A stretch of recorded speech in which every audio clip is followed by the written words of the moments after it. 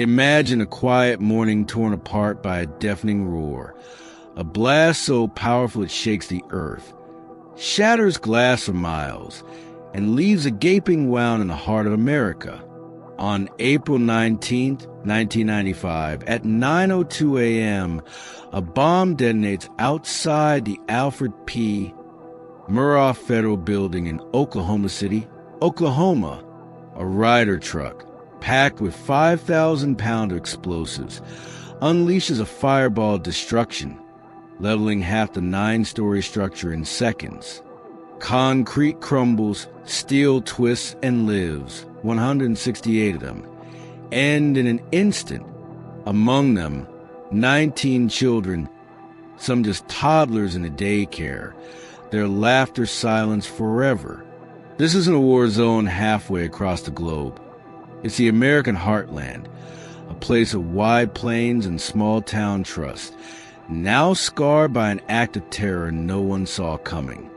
Who could do this? Why here?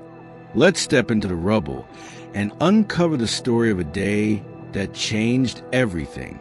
The morning starts like any other in Oklahoma City, a bustling hub in the nation's core. It's a Wednesday. Folks sip coffee, chat about the weather, drop kids off at daycare. The Murrah building hums with activity. Federal workers process paperwork. Citizens file claims, elevators ding. Then, at 9:02 a.m., the world flips upside down. The explosion, heard 50 miles away, rips through the building's north face, collapsing floors like a house of cards. A seismic shock registers on monitors in Norman, 16 miles south. Outside, cars flip, windows shatter across downtown, and a cloud of dust swallows the sun. Inside, chaos reigns. Survivors crawl through debris, bloodied and dazed, calling for help that's slow to come. The daycare, a haven for 19 kids, is now a tomb. Tiny bodies buried under concrete. First responders arrive to a scene from hell. A woman pinned by rebar, a man's severed arm, a child's shoe in the wreckage. This is no accident. This is deliberate, cold, and calculated. But by whom? Meet Timothy McVeigh, a 26-year-old drifter with a buzz cut and a grudge as deep as the Grand Canyon. Born in upstate New York in 1968, he's a Gulf War vet who once earned a Bronze Star for sharpshooting. But beneath the medals lies rage at a government he believes has betrayed its people. His tipping point? April 19, 1993. 2 years to the day before this blast. That's when federal agents stormed a compound in Waco, Texas, ending a 51-day standoff with the Branch Davidians. The raid leaves 76 dead, including kids, in a fiery inferno broadcast live on TV. To McVeigh, it's proof the feds are tyrants, waging war on their own. He fixates on revenge, poring over the Turner Diaries, a 1978 novel beloved by extremists, where a truck bomb topples a government building.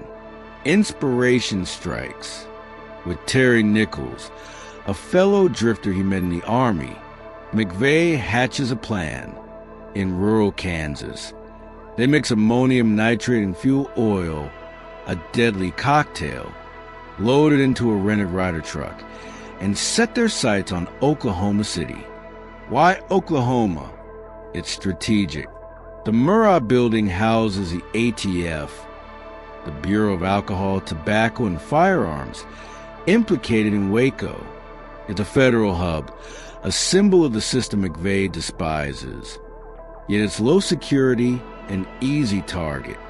On April 18, 1995, he parks the truck nearby, rent a getaway car, and spend the night in a motel, calm as ever.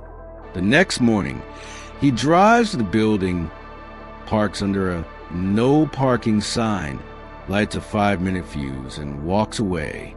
At 9:02, the blast hits. A shock wave so fierce it peels the building facade like paper. The crater is 30 feet deep, 8 feet wide.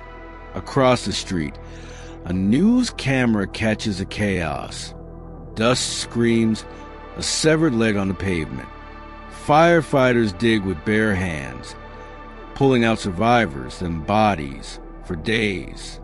One image sears into America's soul. Firefighter Chris Fields cradling Bailey Allman, a 1-year-old lifeless, her birthday tomorrow. The toll, 168 dead, 680 injured, a city gutted. The nation reels. At first, fingers point overseas, Middle Eastern terrorists, perhaps. It's 1995. The World Trade Center bombing is fresh in memory, but clues unravel fast. 90 minutes later, 63 miles north, a trooper stops McVeigh for a missing license plate. He's cool, collected, packing a Glock and pages of anti-government scribbles. Then, a break. The truck's axle, blown across town, yields a VIN number tracing back to a Kansas rental shop. Nichols' name surfaces. He surrenders days later. The FBI pieces it together. This is homegrown terror, born of American soil and fury. McVeigh's trial grips the nation in 1997. He's stoic, calling the kids collateral damage, a soldier in his warped war. Jurors sob, then sentence him to death. On June 11, 2001, he's executed by lethal injection in Terre Haute, Indiana, silent to the end. Nichols gets life, no parole. Justice served, but the wound festers. Oklahoma City isn't just a tragedy. It's a wake-up call. Before 1995, terrorism meant foreign threats, planes, embassies, distant lands. Now it's a neighbor, a veteran, a guy next door. The blast reshaped security. Federal buildings get bollards, blast-proof glass. The Anti-Terrorism Act boosts surveillance. But McVeigh's ghost lingers. Militias cheer him as a martyr. His act inspires the 1996 Atlanta Olympics bomber, Eric Rudolph. The site becomes a memorial, 168 chairs, a reflecting pool, etched with names like Bailey's. Survivors rebuild, but nightmares persist.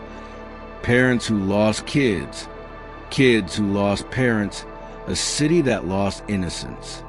Trust erodes, trust in safety, in the guy down the street. Hate, it turns out, doesn't need a passport. It grows right here.